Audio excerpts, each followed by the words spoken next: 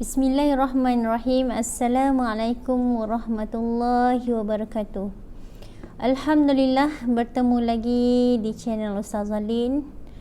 Baiklah, untuk perkongsian kita hari ini, apa yang Ustazah nak kongsikan adalah tentang topik konsep mempelajari ilmu pengubatan Islam. Okey? Apa yang kita nak cerita? Pertamanya sekali, kalau kita lihat persiapan asas jika kita ingin mempelajari ilmu pengubatan Islam, apa yang perlu dilakukan oleh seseorang individu itu? Untuk pengetahuan kalian, seseorang yang menuntut ilmu pengubatan Islam bukan semata-mata bergelar sebagai pelajar, tetapi sebenarnya telah bersedia serta mempersiapkan diri untuk bergelar sebagai perawat. Kalau kita lihat dari segi ilmu itu sendiri, seharusnya diaplikasikan bagi tujuan membantu kepada mereka yang memerlukan. Namun sebagai seorang pelajar dan bakal menjadi seorang perawat, beberapa keperluan diri perlu dipersiapkan agar ianya memenuhi kehendak sebagai penuntut dalam bidang pengubatan Islam. Di sini apa yang saya boleh kongsikan antara ciri-ciri yang perlu dimiliki oleh setiap penuntut ilmu dalam ilmu pengubatan Islam. Pertamanya, dari segi akidah yang mantap dan sempurna. Kalau bab akidah dalam Islam menjadi asas utama yang perlu dimiliki oleh setiap pelajar pengubatan Islam, kesempurnaan akidah melalui ucapan kesaksian, iaitu melafazkan dua kalimah syahadah yang sempurna. Seseorang itu bergelar sebagai seorang Muslim. Jadinya adalah menjadi kewajipan dan tanggungjawab seorang Muslim untuk melaksanakan segala tuntutan yang diperintahkan serta meninggalkan segala larangannya. Apabila kita menjadi sebagai seorang pelajar dalam pengubatan Islam, kita perlu memahami segala tuntutan rukun Islam dan rukun iman. Kalau kita merujuk kepada rukun Islam, terdapat 5 tuntutan yang utama, iaitu dikala kita mengucap 2 kalimah syahadah, iaitu kita mengaku dan bersaksi bahawa tiada Tuhan yang disembah melainkan Allah Subhanahu wa taala, dan mengakui bahawa baginda Nabi Muhammad sallallahu alaihi wasallam itu pesuruhnya.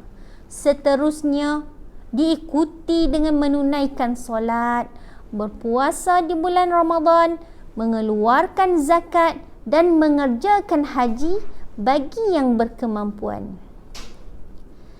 Kita boleh mengambil sebagai salah satu yang kita boleh pelajari dan kita mengambilkan pelajaran daripada sabda Rasulullah sallallahu alaihi wasallam, diriwayatkan oleh Ibnu Umar radhiyallahu anhu, yang mana Islam dibina di atas 5 perkara, iaitu menyaksikan bahawa tiada Tuhan selain Allah dan bahawasanya Nabi Muhammad pesuruh Allah, menunaikan solat, mengeluarkan zakat, mengerjakan haji dan berpuasa di bulan Ramadan. Bila kita lihat dan kita rujuk pula kepada rukun iman yang terdiri daripada 6 perkara, yang dimulai dengan memberi penekanan terhadap kepercayaan dan keyakinan sebagai seorang Muslim terhadap agama Islam. Selaku pelajar pengubatan Islam dan juga seorang Muslim, kepercayaan tersebut akan menimbulkan keyakinan yang sepenuhnya kepada Allah Subhanahu Wa Taala. Pernah suatu hari baginda Rasulullah sallallahu alaihi wasallam didatangi Jibril alaihissalam yang merupakan seorang lelaki, lalu ditanya salah satu soalan adalah tentang iman. Jibril alaihissalam bertanya kepada Rasulullah sallallahu alaihi wasallam, "Wahai Rasulullah, apakah iman?" Sabda Nabi sallallahu alaihi wasallam, iman iaitu beriman kepada Allah, malaikat, kitab-kitab, pertemuan dengannya, rasul-rasulnya, beriman dengan hari kebangkitan, hari kiamat, dan beriman dengan qada dan qadar. Maka di sini jelaslah menunjukkan bahawa dalam mempelajari ilmu pengubatan Islam, asas utama perlulah ditanamkan dalam diri setiap individu, iaitu berpegang teguh kepada akidah Islamiah. Akidah yang betul dan mantap, bukan sahaja tunggak untuk bergelar seorang Muslim, tetapi itulah nilai untuk menjadi orang-orang yang beriman. Yang keduanya, seseorang pelajar itu perlulah berkemahiran dalam membaca Al-Quran, Kitabullah, ayat Allah, firman Allah, kerana seseorang pelajar pengubatan Islam seharusnya menguasai Al-Quran khususnya, berkemampuan untuk membacanya tanpa melafazkan sebarang kesalahan. Perkara ini amat dititik beratkan kerana doa yang digunakan dan diamalkan sebahagian besarnya dipetik daripada ayat-ayat Al-Quran. Ilmu pengubatan Islam sememangnya tidak dipisahkan daripada Al-Quran kerana ia sumber utama dalam menjalankan rawatan penyakit.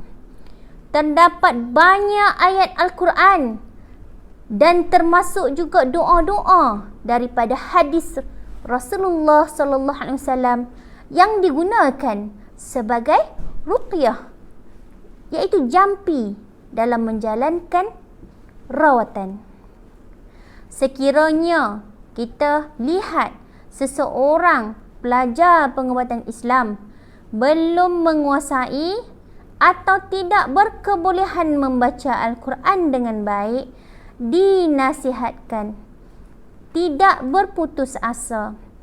Sebaiknya diteruskan berusaha untuk mempelajari serta memperbaiki mutu bacaan dengan bertalaqi bersama guru yang mahir dalam bidang Al-Quran. Secara tidak langsung, sebenarnya pelajar bukan hanya didedahkan ilmu pengubatan Islam, bahkan dalam masa yang sama diberi peluang untuk mempelajari ayat-ayat Al-Quran dengan betul. Sekarang ni kita boleh lihat dalam media sosial ramai guru-guru Al-Quran yang mengajarkan Al-Quran secara online. Ada yang mengajarkan secara berhadapan, bertalaqi. Bertemulah dengan guru-guru Al-Quran yang pakar dalam bacaan, pakar dalam memperbetulkan makhraj huruf saat kita nak membaca kalam Allah dengan sebaik-baik sebutan. Sebab itulah ditekankan perlunya seseorang individu itu mahir dalam membaca Al-Quran. Ayat-ayat Al-Quran ini bukan sahaja digunakan dalam bidang pengubatan, tetapi ianya juga digunakan saat kita meruqyah pesakit kita.